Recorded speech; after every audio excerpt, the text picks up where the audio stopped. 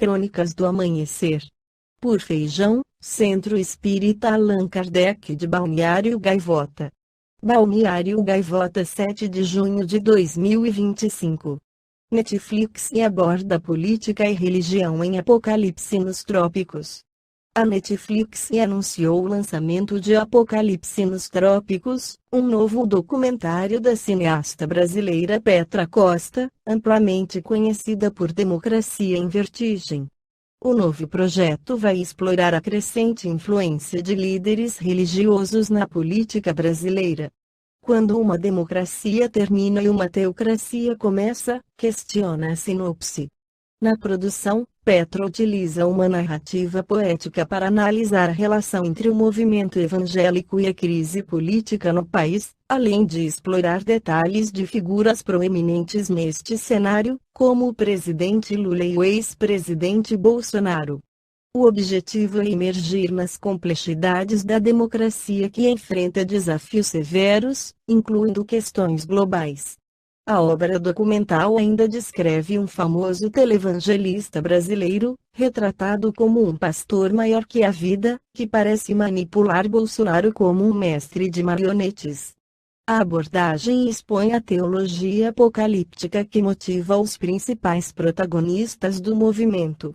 Sobre religião e política, Allan Kardec aborda o fato na Recita Espírita de março de 1863 sob o título de Falsos Irmãos e Amigos Ineptos. Passemos assunto ainda mais grave, os falsos irmãos. Os adversários do Espiritismo, alguns pelo menos, porquanto existem os de boa fé, eles não são, como se sabe, absolutamente escrupulosos quanto à escolha dos meios. Para eles tudo vale na guerra, e quando não se pode tomar a cidadela de assalto, mina-se-lhe as bases. Na falta de boas razões, que são as armas leais, vemo-los diariamente despejar mentiras e calúnias sobre o Espiritismo. A calúnia é odiosa, eles bem o sabem, e a mentira pode ser desmentida. Assim, procuram fatos para justificar-se. Mas como achar fatos comprometedores entre gente séria, se não os produzindo por si mesmos ou pelos afiliados? O perigo não está no ataque aberto, nem nas perseguições, nem mesmo nas calúnias, como vimos. Está nos artifícios ocultos empregados para desacreditar e arruinar o Espiritismo por si mesmo. Consegui-lo? É o que vamos examinar. Já chamamos atenção para essa manobra no relatório de nossa viagem de 1862, porque, em nossa caminhada, recebemos 3 beijos de Judas, com os quais não nos enganamos, posto não nos tivéssemos manifestado.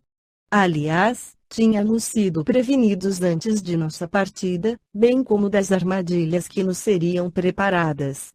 Mas ficamos de olho, certo de que um dia mostrariam as unhas, porque é tão difícil a um falso espírita imitar sempre um verdadeiro espírita, quanto a um mau espírito simular um espírito superior.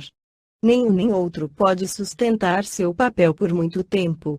De várias localidades nos indicam homens e senhoras de antecedentes e ligações suspeitas, cujo zelo aparente pelo Espiritismo apenas inspira medíocre confiança, e não nos surpreendemos de entre eles encontrar os 3 Judas de que falamos. Eles existem nas baixas e nas altas camadas. Da parte deles muitas vezes é mais que zelo, é entusiasmo, uma admiração fanática. Em sua opinião, seu devotamento vai até o sacrifício de seus interesses e, não obstante, não atraem simpatias, um fluido malsão parece envolvê-los, sua presença nas reuniões lança um manto de gelo. Acrescente-se que os meios de subsistência de alguns é um problema, sobretudo no interior, onde todo mundo se conhece.